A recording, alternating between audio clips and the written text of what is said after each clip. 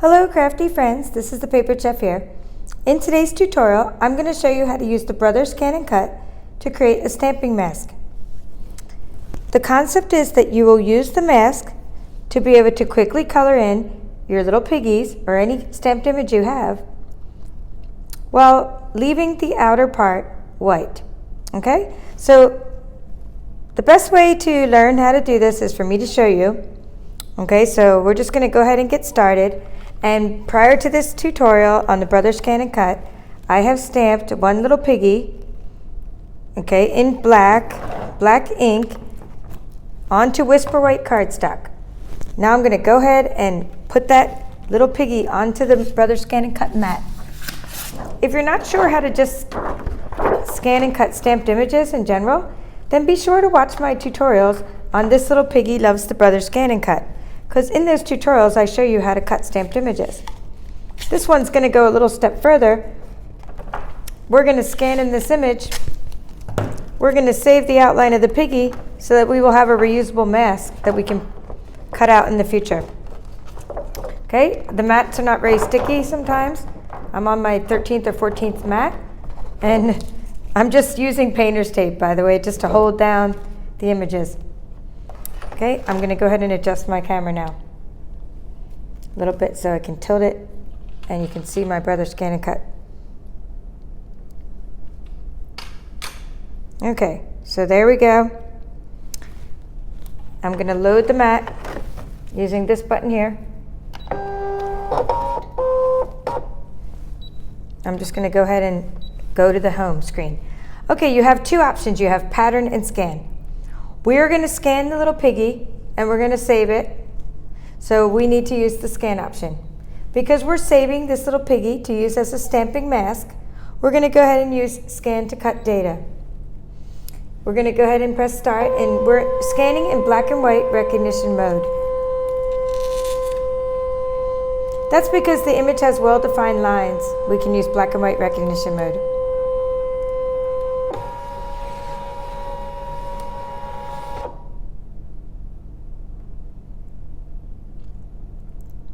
Okay, it's going to be recognizing the little piggy. But we don't want to recognize the text on the little piggy. The text that says This Little Piggy. So we're going to be ignoring that. Ignoring those smaller objects. Okay, so when you scan to cut data, you have a few options. And the first one is just you want the outline of the image. The second one is the inside and outside of the stamped image or of the image. We don't want the second option. I did tutorials on those on the second option as well. We just want the first option. Okay, we only want the outside of the piggy. Okay, we don't want anything else, and I'm going to go ahead and use this bottom button here to ignore the small objects. I know the piggy's at least about 1.5 inches, 2 inches high, so it's safe to say that I can ignore any images that are, that size, 0.75 or so. Okay, we're ignoring small object sizes. That way we don't have to deselect all of those little letters on the screen. I'm going to go ahead and save that. Okay, I'm going to go ahead and save it to the machine. I have one in there. It needs some room. That's all that means. I'm just deleting the one I have because I needed to make room, but I'm going to go ahead and save it to my machine. Okay, I'm saving the little piggy that I just scanned. It is file number 88. Okay, now we're done with that. Okay, I'm going to go home. I'm going to delete all patterns. Now I'm going to do what we've done in our other tutorials. This little piggy loves to scan and cut. This little piggy still loves to scan and cut. I've done tutorials on cutting out stamped images. I'm going to go ahead and do that again right now. I'm going to scan in this image of the little piggy. I'm going to use direct cut. I'm just going to save to my machine and press start. Okay, if I'm going too fast, be sure to review the tutorials that will be linked inside the description of this video, because there you will really learn how to scan and cut stamped images. I go over that in great detail in probably at least 30 tutorials on this channel. Okay, so we have the little piggy. We're going to say okay. And again, we're doing what we did before. We're selecting the piggy. We're ignoring small object sizes. Again, we're doing that because we want to get rid of those letters. Okay, let's say, I'm just going to say ignore small object sizes. And now we have just the piggy selected.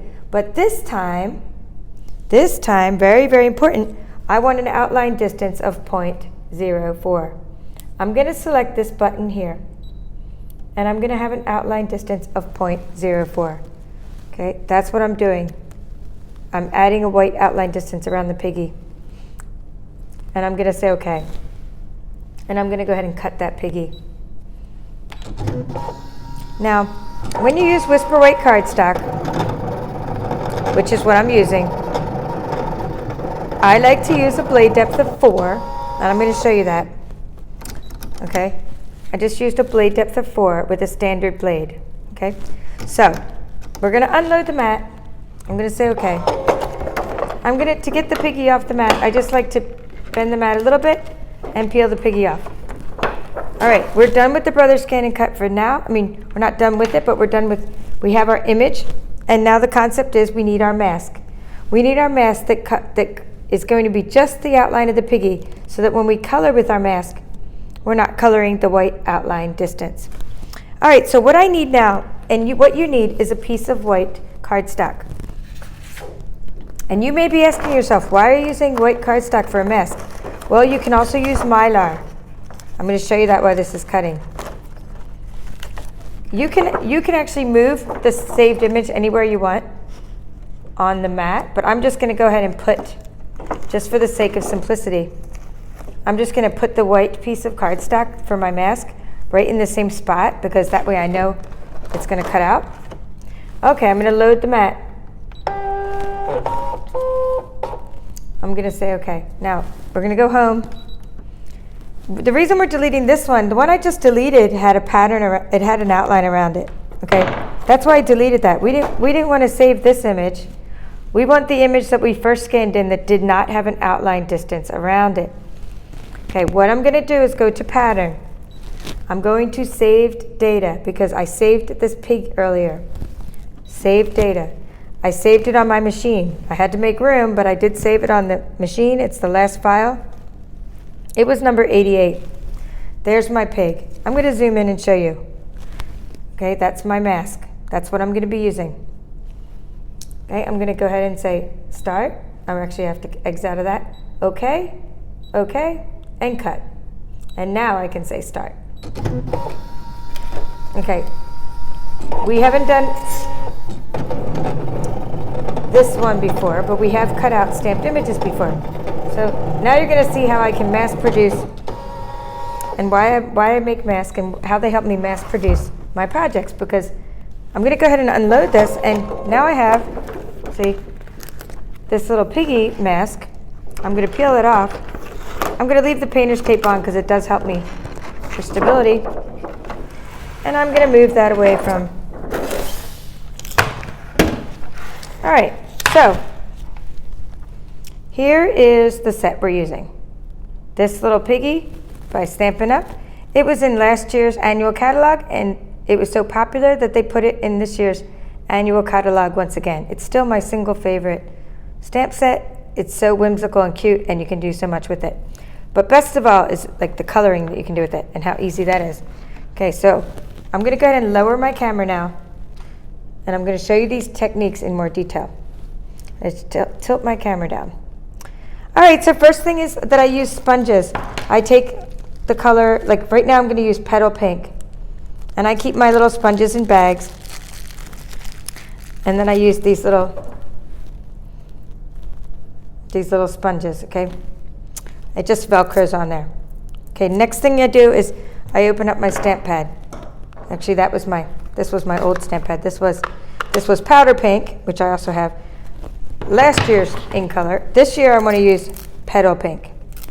Okay, so I'm using Petal Pink. And I'm just going to open up the stamp pad. flip it around, slide it like so. And now I'm going to put down my silicone mat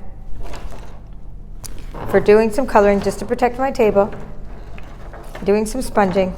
And we're going to put down the little piggy that we just cut out, okay, with the outline distance. And now you're going to get to see what the mask is all about. This is the mask that we just made. I said let's just leave the tape on there because the tape will help us a little bit. Okay, we're going to put the mask over the top of the piggy. And we're just going right on the line because the mask is right on the line. The reason we saved it to our computer or to our machine is that we can cut out more masks anytime we need them. We can also cut out the mask in different materials, which I'll talk about in a little bit, because you can cut out a mask in paper, of course, but you can also use actual stencil material. So I have my sponge. I dip, actually just let me show you that. I just dip into my ink, and when you first start using your ink, it's good to kind of blot the ink onto your silicone mat because it might be really, really juicy. Okay, but I've been using this ink for a while, so see, it's not too juicy. Okay, I just go over it a couple times and maybe some circular motions to get some even spread of my ink. Okay, and that is it. And now what I do is that's how easy it is to color using a mask. I'm going to take the piggy out to show you. And there is some even coverage. Now what I do is, I don't have this particular petal pink in these markers, but I did have a type of pink called Pink Pirouette. And this seemed to work. When I took the dark Pink Pirouette and just took the brush tip, it seemed to work really nice to just sort of go over the ears a little bit. I just did things like this. In fact, it's different every time. And then I take the light one and I go over the ears some more. I just kind of like how the ears are a little bit darker. And then what I did is I made the little snout a little bit darker. And I made the hooves a little bit darker. And I'm going to show you the different variations of my piggies. Okay, so you could take markers and you can take your blends and you can add to, let's give it a little tongue here. And you can add to what's going on with your, add to your sponging. Okay, I'm going to show you now the different ones. So I have a different mask that I use, which I created the same exact way for this flying pig. Put down the flying pig, and what I want to show you is I masked off the wings because I wanted to make sure that I would not color the wings in pink because I wanted to use Wink of Stella, which is a glitter brush. So all I did is I made a mask, the same thing I showed you, but I also cut out some wings and I covered up the wings as well. So I'm going to go ahead and put that mask down. Okay, and I just use a little bit of painter's tape. Again, let me just show you, I'm sponging. Okay, petal pink. Very, very easy. And it doesn't, when you use a silicone mat, the image underneath doesn't slip very much because I'm using a silicone mat that we have at Stampin' Up. It's very, very easy to use. And I just like to go around, get some even coverage, and then there's some more piggies. I literally can do hundreds of these in a day because of how easy it is to color them with sponges. Okay, I'm going to go ahead and take my Wink of Stella brush and I'm going to go ahead and make those wings glittered. And kind of dries a little bit 3D, but I like to do a couple layers of glitter. It makes it look cute. And I'm going to show you what that looks like on a darker background. Petal pink is one of the colors that coordinates with this new paper we have in this year's annual catalog. And this paper is called Twinkle Twinkle. So here are some pigs that I colored earlier. And I love how they look like they're flying through the night sky in the Twinkle Twinkle paper. Okay, and that's why I chose that color for this particular projects that I'm doing. I will make another video showing you some of the projects I made. Okay, so I showed you how to use my mask that has the piggy wings. I showed you how to use a mask made of paper. Okay, I also, here's another mask that I have. And I want to just mention that I actually use mask made of Mylar in stencil material. And I have a video tutorial on how to create stencils using your Brother ScanNCut. It's part of my back to school series and I will link to it. The nice thing about using Mylar is it just washes off. Okay, I'm just going to go ahead and use one of this is my Mylar piece. I've used it so many times already, and I can just wash it and reuse it again and again. It saves the need for paper. Okay, I'm going to lay down one of these piggies that has the flowers that I cut out using the Brother ScanNCut, and I'm going to lay down the piece of Mylar on top of it. So Mylar is just what you make stencils out of, and just think of the possibilities of what I'm showing you. Even if you don't have this stamp set, think of how many things you can do with making mask for your stamps, and how you can mask out one part very precisely while coloring in the other parts. Okay, I'm just going to cover up that flower. Oops, the flower, just so I don't accidentally color the flower. And I'm going to go ahead and get my sponge again. Here's my sponge. Tap, tap, tap, tap, tap, tap. Super, super easy to color these piggies as dark as you want, as many layers of sponging as you want. Even coverage every time. It's just so easy. I'm showing you one of my very, very good productivity tips. Now I take my marker. I'm going to take the piggy off of there because I can color in. There's my piggy. He looks great. I take my marker and I sort of color in the ears a little bit. And yes, you can use blends with regular inks. It doesn't matter. You do whatever you have, whatever tools you have. Maybe you only have, colored pencils, but I just like to darken up sometimes the legs, the arms, the hooves, whatever, the tail. So you can just do whatever you want. And then I can even color in the flowers a little bit. I've been coloring the flowers depending on which color. Like sometimes I like to use Flirty Flamingo because it makes the flower brighter. And I try to just use colors that will coordinate with whatever project I'm doing. I have a lot of things in mind for these piggies. Okay, so last year's in color was powder pink, and that's what I was using in many of my videos last year. So what I'd like to do right now is just show you how the powder pink looks in comparison to the petal pink that we're doing right now. So I've colored a couple of pairs of pigs just to compare and contrast.